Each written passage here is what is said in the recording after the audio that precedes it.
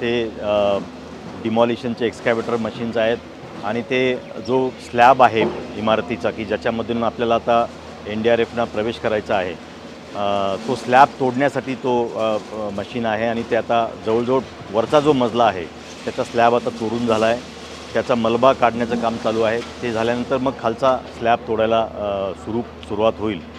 या सर्व प्रक्रियेमध्ये जवळजवळ 15 पोकलेन आपण इथे कार्यरत आहेत आणि फार मोठ्या प्रमाणात हे आपण सर्व शर्थीचे प्रयत्न ह्या 8 लोकांना सुरक्षितरित्या बाहेर काढण्यासाठी आपण प्रयत्न करत आहोत.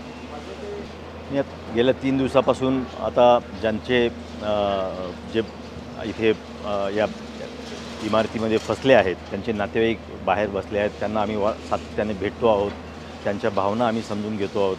त्यांना जसं दुःख होतं तसंच दुःख आम्हाला देखील खूप होतं आहे आणि आम्ही त्यांना एक आपल्या ह्या पिंपरी चिंचवडच्या परिवारातलेच ते असल्यामुळे त्यांच्यावरती आलेलं हा जे दुःख आहे हे याचं आम्हाला देखील खूप वाईट वाटतं आहे. त्यांची भावना निश्चित ह्या सर्व बाबीकडे त्यांना असं वाटतं की याच्यात दिरंगाई होते आहे, पण मी त्यांना आश्वासित करू इच्छितो की बचाव कार्यामध्ये कोणतीही दिरंगाई नाही. अत्यंत वेगाने NDRF त्यांच्या अनुभवाप्रमाणे त्यांच्या प्रोटोकॉलप्रमाणे अत्यंत व्यवस्थितपणे हे बचाव कार्य करत आहे.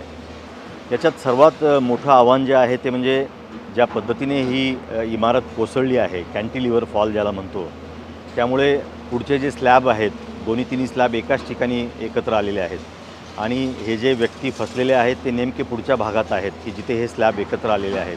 त्यामुळे ते स्लॅब हळूवारपणे काढून यांना सुरक्षितपणे काढण्यासाठी खूप काळजी घ्यावी लागत आहे आणि म्हणून या सर्व बाबींना थोडा वेळ लागत आहे. आणि माननीय मुख्यमंत्री महोदयांनी आम्हाला ह्या सूचना दिल्या की हे बचाव कार्य वेगाने आपण करा, हे सर्व व्यक्ती सुखरूप बाहेर पडतील अशी आपण काळजी घ्या, त्यांच्या नातेवाईकांना धीर द्या, त्यांना दिलासा द्या, अशा पद्धतीने आम्हाला सूचना दिल्या. आता NDRFचा प्राथमिक अंदाज जो आहे तो आता पहिला स्लॅब तर तुटलेला आहे, दुसरा स्लॅब जो आहे तो तोडायला जितका वेळ लागेल त्याच्यानंतर मग ते त्या जागेपर्यंत पोचू शकतील. NDRFचं म्हणणं आहे की रात्री उशिरापर्यंत हे बचाव कार्य ते संपवण्याचा किंवा हे बचाव कार्य पूर्ण करण्याचा ते प्रयत्न करणार आहेत. पिंपरी चिंचवडकर नागरिकांना मी आभारी आहे.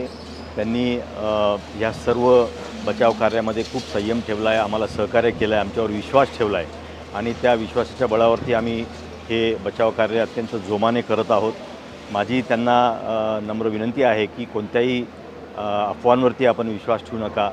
आपलं प्रशासन अत्यंत शर्थीचं प्रयत्न करत आहे या सर्व लोकांना सुरक्षित बाहेर काढण्यासाठी.